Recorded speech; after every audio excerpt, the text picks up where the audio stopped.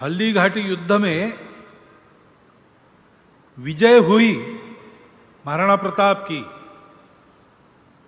भारत के पक्ष से लड़ने वाले लोगों की विजय ही हुई, ये तो बहुत स्पष्ट है। कंप्यूटर में डाटा डालते तो अकबर को ही जीतना था, लेकिन नहीं जीता। क्या था? इतनी छोटी सी सेना के पास क्या था जो अपने आप को हिंदुस्तान का सम्राट कहलाता था, उसको उन्होंने रोक दिया। और आखिर क्या हुआ?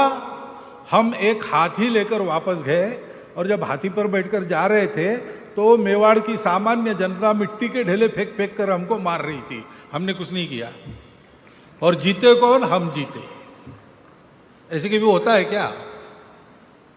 हम भारतवासी अपने धर्म संस्कृति सहित यहां पहले से है, बाद में भी रहेंगे। ये फिर एक बार तय करने वाला वो युद्ध था। यूनान मिस्र रोमा सब मिट गए जहां से, कुछ बात है कि हस्ती मिटती नहीं हमारी। मेवाड़ को मुक्त करने के बाद चावंड की राजधानी बनी और राज्य कारभार चलता रहा। सारे मुगलों के द्वारा आक्रांत किए गए थाने उन्होंने छुड़वा लिए, और एक धर्म न्याय नीति का सुशासन, हिंदुआ सूरज के नाते एक हिंदू साम्राज्य उन्होंने स्थापन किया। हल्दी घाटी युद्ध के 450वें वर्ष का कार्यक्रम, उसके लिए यही एक दिन उपलब्ध था, इसलिए एक दिन पहले आना हुआ। तब यह ध्यान में नहीं था कि अधिक मास के कारण ज्येष्ठ शुक्ल तृतीया की तिथि जो मई में पड़ती है, वो जून में पड़ेगी और उसी दिन पड़ेगी, जो महाराणा प्रताप की जन्म जयंती का दिवस है। तो दोनों संयोग इकट्ठा हो गए। आज महाराणा प्रताप जी की जयंती है, कल युद्ध के 450 वर्ष पूरे हो गए। हल्दी घाटी युद्ध की विजय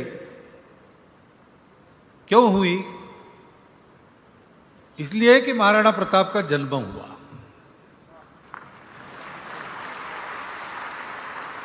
आज का दिन कल के दिन का कारण है, ये हमको समझना पड़ेगा। हल्दी घाटी युद्ध में विजय हुई महाराणा प्रताप की, भारत के पक्ष से लड़ने वाले लोगों की विजय ही हुई, ये तो बहुत स्पष्ट है। विमर्श उल्टा चलाया, लेकिन तथ्य उसके विपरीत है। अब मुगलों के जो इतिहासकार थे, उन्होंने ही जो लिखा है वो अगर सुनते हैं तो कहते हैं कि पहले ही हमले में अपना स्थान छोड़कर हमको 6-7 मील पीछे जाना पड़ा। तो विजय किसकी हुई? फिर दूसरे हमले में एक बख्तरबंद सरदार उसके घोड़े सहित चीरा गया, और सेनापति के हाथी पर चेतक ने अपने पैर रख दिए। विजय किसकी हुई? तीसरे हमले में लड़ाई तो हुई, लेकिन लड़ाई के बाद मुगल सेना जो भागी, गोगुंदा चली गई, वहां उन्होंने घोड़े कूदकर पार न कर सके ऐसा दीवारों का व्यूह बनाया, अपने आप को अंदर रख दिया और बाहर आने की हिम्मत नहीं की। खाने के लिए कच्चे आम वो खत्म हो गए तो अपने ही घोड़ों का मांस खाया, लेकिन किले के बाहर नहीं आए। विजयी कौन हुआ?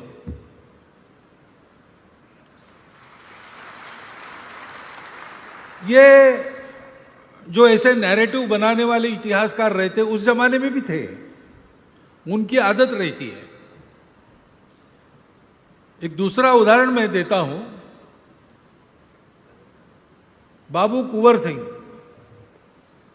झांसी की रानी के मृत्यु के बाद, और नाना साहब पेशवा नेपाल चले गए, कुछ लोग अंग्रेजों के शरण में चले गए, कुछ लोग लड़ना कायम रखा, तो बाबू कुंवर सिंह अपने राज्य वापस गए जगदीशपुर, और उस राज्य को उन्होंने अंग्रेजों से ले लिया लड़ते लड़ते। तो अंग्रेजों ने उनको जगदीशपुर जाने न देने के लिए बहुत सारे हमले किए, लेकिन बाबू कुंवर सिंह का तंत्र क्या था?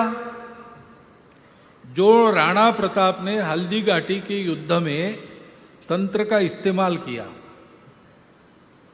उसी प्रकार का उनका तंत्र था। अंग्रेजी फौज आती थी, इनकी फौज थोड़ी थी, तो वो भागते थे, लेकिन भागते थे इसलिए कि अंग्रेज अपने पीछे आए, और विशिष्ट स्थान पर छुपे हुए उनके सैनिक चारों ओर से घेरकर उनको मारते थे, सामान लूटपाट करते थे और आगे चले जाते थे। ऐसा होते होते वो जगदीशपुर चले गए, विजयी हो गए, राज्य वापस ले लिया। आगे 10 महीने तक, उनकी तो 3 महीने में बाद में मृत्यु हो गई, लेकिन आगे 10 महीने तक वो स्वतंत्र ही रहा। लेकिन अंग्रेजों की रिपोर्ट क्या है? हम आए, बाबू कुंवर सिंह हार गए, वो भाग गए, हमने पीछा किया, हमको कोई नहीं मिला, एक घोड़ा पीछे छूट गया था, उसको हमने प्राप्त किया, और हमारे 50 सैनिक मारे गए, खाने पीने का सारा सामान चला गया, तोपें भी चली गई, वो बाबू कुंवर सिंह ले गए, बाबू कुंवर सिंह हार गया। ऐसे ही उस समय इतिहासकारों ने किया होगा, पता नहीं, उस समय नहीं किया होगा तो भी आज तो कर ही रहे कि इतनी बड़ी लड़ाई हो गई, राणा प्रताप को समाप्त करने के लिए दल बल सहित अकबर आया था, इतना बड़ा सैन्य संभार मेवाड़ पर टूट पड़ा, और आखिर क्या हुआ? हम एक हाथी लेकर वापस गए, और जब हाथी पर बैठकर जा रहे थे तो मेवाड़ की सामान्य जनता मिट्टी के ढेले फेंक फेंक कर हमको मार रही थी, हमने कुछ नहीं किया, और जीते कौन? हम जीते। ऐसे भी होता है क्या? मेवाड़ का युद्ध, हल्दी घाटी का युद्ध एक लड़ाई नहीं थी, ये भारत के समाज का विदेशियों से जो लंबा संघर्ष चल रहा था, उसका परिणाम लाने वाला एक युद्ध था। वहां लड़े थे थोड़े से मेवाड़ के वीर, मेवाड़ की जनता के साथ राणा प्रताप नेतृत्व कर रहे थे, लेकिन उत्तर दक्षिण पूर्व पश्चिम पूरा भारत उस लड़ाई पर निगाहें टिकाए बैठा था, और उस लड़ाई ने यह तय कर दिया कि ये जो विदेशी आक्रमण है ये भारत को झुका नहीं सकता। नियति ने उसकी जितनी आयु लिखी है उतना रहेगा, लेकिन जाएगा, वो आया है, वो जाएगा। हम भारतवासी अपने धर्म संस्कृति सहित यहां पहले से है, बाद में भी रहेंगे। ये फिर एक बार तय करने वाला वो युद्ध था, वो जो आंधी चलकर आई थी, जिसने 77 वर्ष में स्पेन से साइबेरिया तक अपना सिक्का जमाया था, देश के देश उजाड़ दिए, परिवर्तित कर दिए, नाम के रह गए। वो आंधी यहां आई, टकराई, लेकिन बापा रावल, ललितादित्य ऐसे लोगों के प्रतिकार के कारण उल्टे मुंह मार खा के जो भाग गई, 200 साल अंदर पैर रखने की फिर हिम्मत नहीं हुई। और फिर जब आई तो प्रतिकार तो हुआ, कड़ा प्रतिकार हुआ, जैसा भारत था वैसा ही प्रतिकार हुआ, परंतु भाग्य साथ नहीं था। राजा हार गए, पृथ्वीराज चौहान कपट युद्ध में हार गए, राणा सांगा की पराजय तो अनपेक्षित पराजय हुई। हिंदू समाज सोचने लगा कि क्या हमारे दिन पूरे हो गए, अब बाकी देशों जैसा हम भी अपना धर्म संस्कृति सबको छोड़कर कुछ दूसरे बन जाएंगे। ऐसा कभी नहीं होगा। ये निस्संदिग्ध उत्तर भारत के समाज को हल्दी घाटी की लड़ाई से हुआ। ये उसका महत्व है। समय समय पर भारतवर्ष में ऐसी आंधियां बहुत आई। सारी दुनिया को पाट देने वाली आंधियां आई और क्षण भर दुनिया को लगा भी होगा कि अब समाप्त है, लेकिन समाप्त नहीं है। यूनान मिस्र रोमा सब मिट गए जहां से, कुछ बात है कि हस्ती मिटती नहीं हमारी।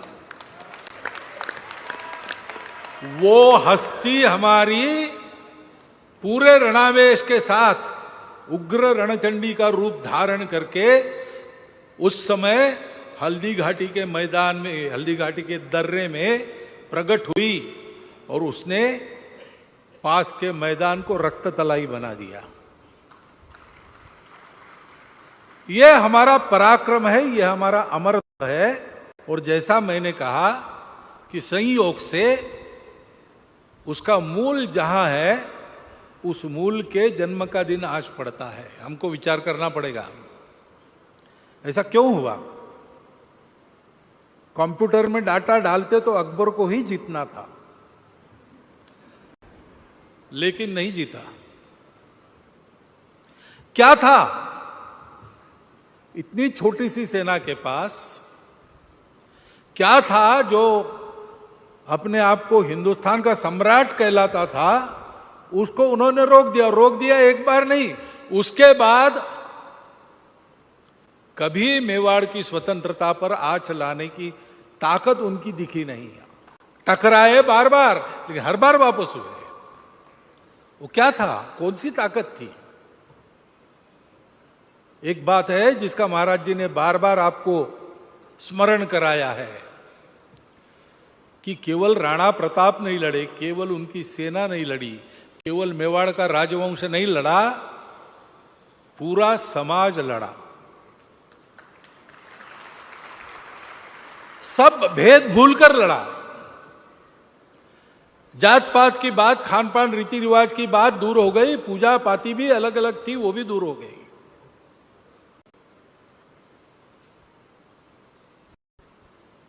पूरे समाज की ये एकता कैसे निर्माण हुई? तो जिनको ये संघर्ष का नेतृत्व करना था, नेतृत्व के लिए नहीं करना था, स्वत्व की रक्षा के लिए करना था, उनका अपना लेना देना विजय पराजय से नहीं था। वो तो ये मान के चले थे, हतो वा प्राप्स्यसि स्वर्ग जित्वा वा भोक्ष्यसे मही। विजय पराजय तो परिणाम की बात है। परिणाम सोच के हम नहीं उतरे हैं। परिणाम सोच के काम करने वाले लोग जहां बल दिखता है वहां चले गए। लेकिन जिन्होंने कहा था कि विजय पराजय का परिणाम हम मानते नहीं, हम एक ही परिणाम मानते हैं, भगवान ने हमको जैसा जन्म दिया है, जैसा देश दिया है, जैसा समाज दिया है, धर्म दिया है, संस्कृति दी है, हम जिएंगे तो उसके साथ जिएंगे, नहीं तो मरना बेहतर है। यह संकल्प उनका था। और इस संकल्प के चलते, इस संकल्प की शुद्धता के चलते, जानकर कि नेतृत्व अपना सबको अपना मानता है और नेतृत्व हित नहीं लड़ रहा है, सबके हित में लड़ रहा है। भारतवर्ष का जो जीवन का तरीका, वो जीवन का तरीका कैसा है? हम सबको अपना मानते हैं, सबके अपने अपने तरीके हैं, अपने अपने रूप रंग है। हम कहते हैं ठीक है, एक होने के लिए एक सा होने की जरूरत नहीं है। एक होने के लिए तो मन में एकता चाहिए, समरसता चाहिए। एक बार हमारे संघ के संस्थापक डॉक्टर हेडगेवार दोपहर की भरी धूप में नागपुर के उस कड़कती गर्मी में जा रहे थे। रामकृष्ण मिश्रम के आश्रम के सामने से डांबर के रास्ते पर चलकर जा रहे थे। स्वामी जी देख रहे थे अंदर से, उन्होंने, ये तो डॉक्टर हेडगेवार है। उन्होंने मठ से आवाज देके कहा, डॉक्टर साहब इतनी धूप में कहां जा रहे हैं, घर से निकले हो, जा कहां रहे हो? तो उन्होंने आगे और थोड़ी दूर एक इलाका था, उसका नाम बताया। तो बोले, भरी दोपहर उनको मिलने के लिए इतनी दूर आप जा रहे हो? तो डॉक्टर हेडगेवार ने कहा कि मन में नजदीकी है तो ये दूरियां रहती नहीं है। ये भारतवर्ष है। हमने कहा कि जिसका जो रास्ता है सही, जाकी रहे भावना जैसी, प्रभु मुहूर्त तीन देखी तैसी। और इसलिए हमने सबका स्वागत किया, सबको रचाया बचाया, सबको ज्ञान दिया। बाहर भी गए, सेना लेके नहीं गए, ज्ञान लेके गए। कुछ सेवा करने के लिए आवश्यक वैद्यकीय ज्ञान वगैरह लेके गए, विद्या लेके गए, संस्कृति लेके गए।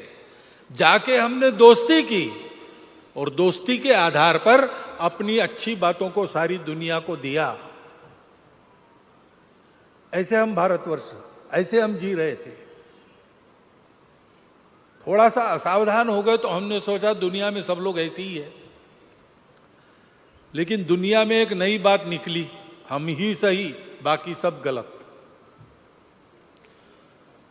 और उसकी आड़ लेके अपना साम्राज्यवाद, अपना वर्चस्व प्रस्थापित करने का एक दुर्गुण जिन्होंने पाला, उन्होंने सारी दुनिया में तबाही मचाई।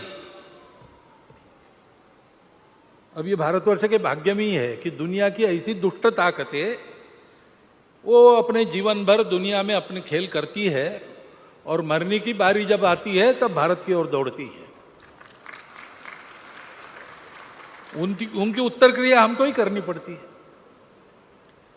ऐसी वो आंधी भारत के ऊपर दौड़ी और जहां उनको विजय मिली वहां जीतकर उन्होंने हम ही सही बाकी सब गलत, ये अपना तरीका प्रस्थापित करने का प्रयास किया। वैसे तो राजसत्ता को हम महत्व का नहीं मानते, हो कोई भूप हमें का हानि, क्योंकि हमारे यहां राजा हुए, अनेक राजा हुए, उनकी आपस में लड़ाइयां भी हुई, राजा बदले भी, लेकिन किसी राजा ने अपने तरीके दूसरों पर थोपे नहीं। मतलब था सत्ता से, बस मैं प्रभु हूं, उसके लिए लड़ाई होती थी। लेकिन लड़ाई होने के बाद पूरा बदलने का प्रयास किया, ऐसा किसी ने नहीं किया था। जब यह होने लगा तब हमको ध्यान में आ गया कि भाई सबसे कीमती हमारा धन जो है उसी को लूटने वाले हैं ये। हमारे देश के इतिहास में बहुत उतार चढ़ाव आए और उन उतार चढ़ावों के अनुसार हमारी भी स्थिति भारत में अच्छी बुरी बनती रही। कभी जब सब ठीक था हम सब लोग बहुत सुखी थे, धन साधन से भरपूर थे, स्वास्थ्य भी ठीक रहता, सारी बातें अच्छी थी, जैसे राम राज्य का वर्णन होता है। लेकिन कभी उतार आ गया, विपत्ति में पड़ गए तो हम सब लोग दरिद्री हो गए। आसमानी सुल्तानी दोनों आपत्तियों की शिकार, संसार दुख से भरा, पेट में अन्न नहीं, आदि आदि तुलसीदास जी ने वर्णन किया। क्या स्थिति हो गई आक्रमण से अपने समाज की। हमने अच्छे दिन भी देखे, बुरे दिन भी देखे, ये चलता रहेगा। परंतु हमने अपना सब कुछ खोकर भी जो कभी नहीं खोने दिया, वो ये हमारा तरीका है, हमारी संस्कृति है, हमारा धर्म है, हमारे देश की एकता है। आज भी देखिए आपस में बहुत लड़ते हैं हम बहुत सी बातों को लेकर, लेकिन जब भारत की सीमा पर कोई शत्रु बोलता है या अंदर घुसता है तो सब झगड़े भूलकर सारा देश एक होता है। बस यही है कि बाहर शत्रु है तब हम एक रहते हैं, और बाहर कोई नहीं है अपने को चुनौती देने वाला, तब भी एक रहना चाहिए, क्योंकि हमारी एकता ये वास्तव है, हमारी विविधता उस एकता से आई है। सबसे पहला आह्वान राणा प्रताप ने क्या किया कुंभलगढ़ में रहते समय? उस एकता को प्रस्थापित किया। भीलों में जाकर रहते थे, राजपुरुष गरीब बस्ती में जाकर रहते थे, ये उन्होंने किया है। और इसलिए सारे समाज में उनके प्रति एक विश्वास, एक अपनापन, और उनके गुण तो देखे ही लोगों ने, कितने स्वाभिमानी थे, कैसे थे, न्यायी है, स्वाभिमानी है, चारित्र संपन्न है, और हम सबको अपना मानते हैं। तो हमारे धर्म संस्कृति पर संकट आता है तो उसका प्रतिकार करने का नेतृत्व कौन करेंगे? वही करेंगे, और उनका नेतृत्व होगा तो सब लोग आएंगे और सब लोग लड़ेंगे। और वो संघर्ष पूरे समाज ने किया। राजस्थान में रहने वाले समाज को प्रत्यक्ष लड़ना पड़ा, बाकी भारत राह देख रहा था। उस समय इतनी बुद्धि हमारी बनी नहीं थी कि भाई कहीं संघर्ष होता हो बैठकर देखना नहीं, केवल आशीर्वाद नहीं देना, जाना मदद करने के लिए। वो बाद में बात हो गई, उस समय नहीं था। तो एक तरह से राणा प्रताप अकेले ही खड़े रहे, लेकिन अकेले है तो क्या हुआ? सत्य के लिए, न्याय के लिए, धर्म के लिए, भारत के लिए खड़े हैं, लोकहितकारी शासन प्रशासन के लिए खड़े हैं। और इसलिए जीतेंगे तो जीतेंगे, मरेंगे तो स्वर्ग पाएंगे। जैसा स्वातंत्र्य सावरकर ने कहा है स्वतंत्र थे भगवती को, हे भगवती तुम्हारे लिए मरण जीवन है और तुम्हारे बिना जीवन मरण है ना? राणा प्रताप हो गए ऐसा हम कहते, हो नहीं गए, वो एक बार हो गए तब से अभी भी जीवित है। ये बातें हमारे मुंह से क्यों निकलती है? ये हमारे मन के अंदर छुपे राणा प्रताप बोलते हैं। थोड़ा प्रयास करके उनको अपने जीवन में लाना चाहिए। राणा प्रताप का जो शौर्य था, पराक्रम था, उस शक्ति के साथ उनके पास जो चारित्र्य था, कैसे शीलवान थे? भारत का जो शील है उनका शील था। शिकार के लिए मानसिंह आए, उनके रेंज में पड़ गए, लोगों ने कहा कि अभी मारो। उन्होंने कहा नहीं, ये अपनी रीति नहीं है, हमारी लड़ाई भारत की रीति के लिए चल रही है, रीति छोड़ के हम लड़ेंगे तो पहले ही हार जाएंगे। असावधान शत्रु पर वार करना हमारी रीति नहीं है। इधर रीति का पालन करते थे इस प्रकार, लेकिन नए नए तरीके जो आवश्यक है धर्म संस्कृति देश समाज का बचाव करने के लिए, उनको भी सीखते थे। ये जो तंत्र है छापामार लड़ाई का, वो तंत्र उन्होंने उपयोग में लाया। आगे सीधे मैदान में एक सेना दूसरे से टकराती थी, लेकिन उनके ध्यान में आया कि इससे हम हुतात्मा तो होंगे, कीर्ति भी होगी, हुतात्माओं की कीर्ति तो अक्षुण्ण रहती ही है, परंतु हमको जिसको बचाना है वो नहीं बचेगा। तो उन्होंने उस तंत्र का उपयोग किया। उस तंत्र के उपयोग से उनको पूर्ण विजय मिली। हल्दीघाटी लड़ाई के तीसरे चरण में इसी का उपयोग करके उन्होंने अपनी सेना को मैदान से पहाड़ में खींच लिया।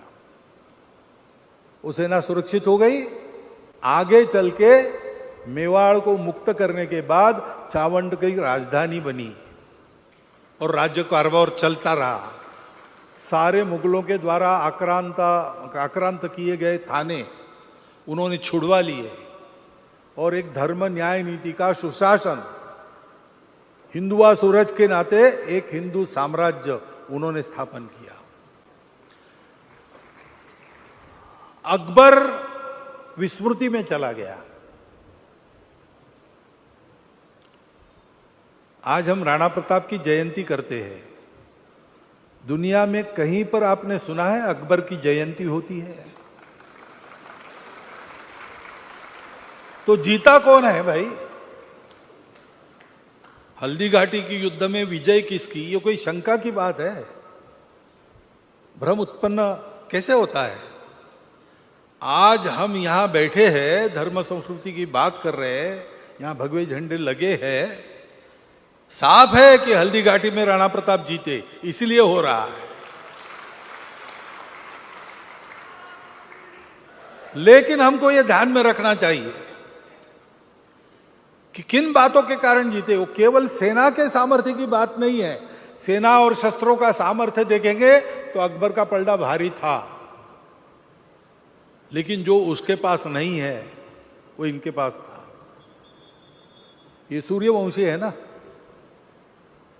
ऐसे ही एक सूर्यवंशी क्षत्रिय के सामने एक बहुत बलाढ्य शत्रु खड़ा हो गया। देव भी जिससे डरते थे ऐसा शत्रु था। और विभीषण ने राम को कहा कि कैसे जीतेंगे आप, उसके पास तो इतना सब कुछ है। तो फिर राम उत्तर देते हैं, रावण रथी विरथ रघुवीरा। विभीषण ये देख के गया तो राम ने उत्तर दिया। क्या उत्तर दिया? उन्होंने बताया ये सद्गुण मेरे हैं, ये मेरा रथ बने हैं। हम जानते हैं रामचरितमानस में। राणा प्रताप के मन में भी ये था, ठीक है हमारी फौज थोड़ी है, शस्त्र कम है, धन कम है, उसके पास इतना सारा है, लेकिन हमारे पास क्या है? सत्य है। हम भारत के लोग हैं, हम कभी गुलाम नहीं होते।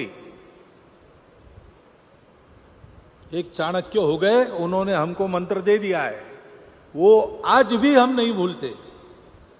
अनपढ़ से अनपढ़ आदमी हमारे देश का, जिसको अपने देश का नाम भी मालूम नहीं, वो उस मंत्र को जानता है, न त्वे आर्यस्य दास्य भावः। हम सुसंस्कृत है, हम कभी गुलाम नहीं बनते। कोई आक्रांता हमारे भूमि में पैर रखता है जिस दिन, उस दिन से उसको भगाने के हमारे प्रयास शुरू हो जाते हैं। भारत में अनेक आक्रांत आए पिछले 1000 वर्षों में, लेकिन इतिहास देखो, भारत में आने के बाद और बादशाह बनने के बाद भी एक दिन भी चैन की नींद नहीं सो सके, क्योंकि हर जगह कहीं ना कहीं चल रहा है आजादी के लिए, स्वतंत्रता के लिए। हमारा इतिहास गुलाम होने का इतिहास नहीं है, हमारा इतिहास गुलाम करने वालों के खिलाफ संघर्ष का इतिहास है।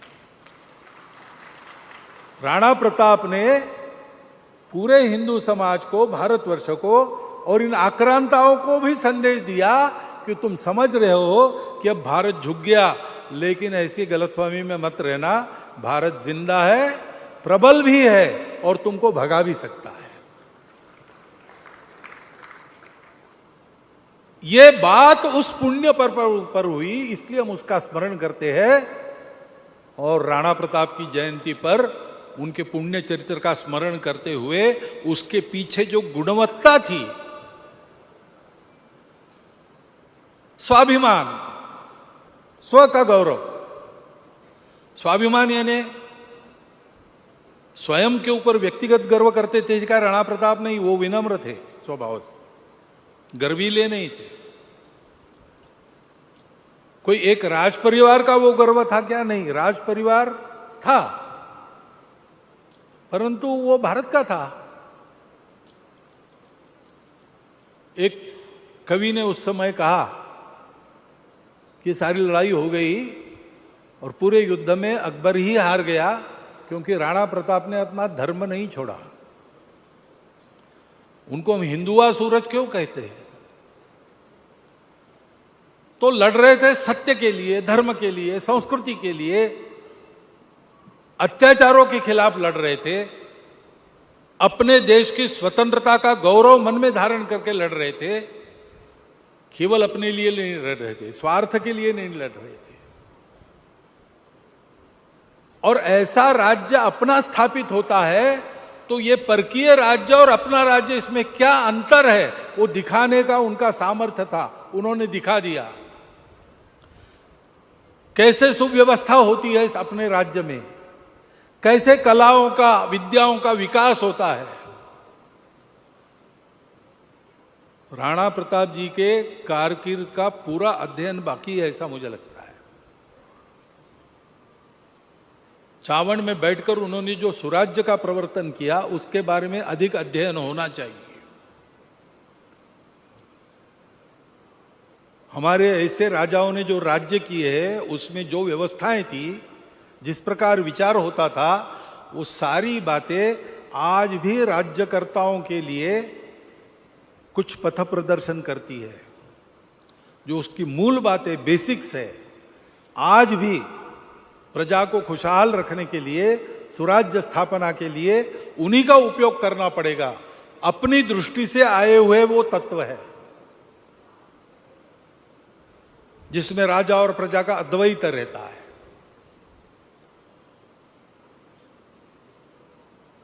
ये पूरा चरित्र का आदर्श उन्होंने रखा। उन्होंने केवल एक युद्ध नहीं जीता, एक स्वराज्य स्थापन करके दुनिया से चले गए, केवल ऐसा नहीं किया। उन्होंने आने वाली पीढ़ियों के लिए एक तरीका स्वयं के जीवन से जीकर बताकर उपलब्ध करा दिया। फिर कभी संकट आएगा, फिर ऐसे ही लड़ना पड़ेगा, क्या करना। राणा प्रताप का जीवन देखो, ऐसे ही नहीं कहते राजस्थान में माई एड़ा पूट जन जेड़ा राणा प्रताप, ऐसे ही नहीं कहते, वो वास्तविकता है।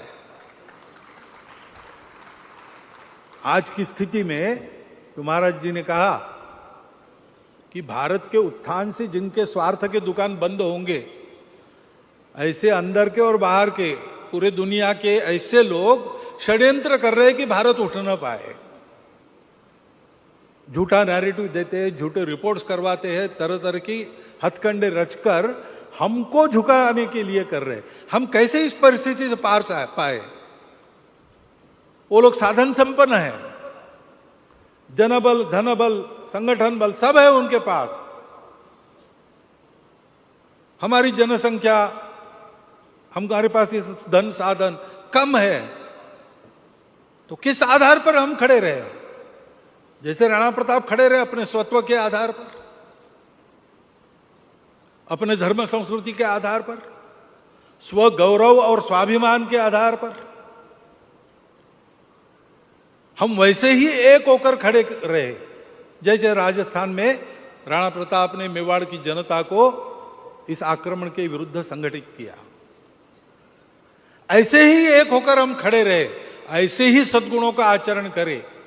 हमारा परस्पर व्यवहार इस सारे अभियान को, भारत के उत्थान के अभियान को आगे बढ़ाने वाला हो।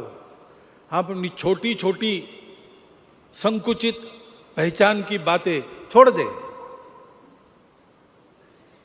हो गया, पूरा भारत है, एक है, और दुनिया को धर्म देने वाला भारत खड़ा करना है। परम वैभव संपन्न, परम बल संपन्न भारत खड़ा करना है, अपनी रक्षा के लिए भी और विविध प्रकार की चुनौतियों से दुनिया की रक्षा के लिए भी, विश्व मानवता के लिए भी भारत का उत्थान होना आवश्यक है।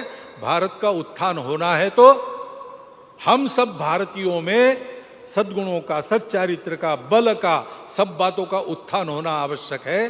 कैसे करना और कैसा होना, हमारे सामने राणा प्रताप है।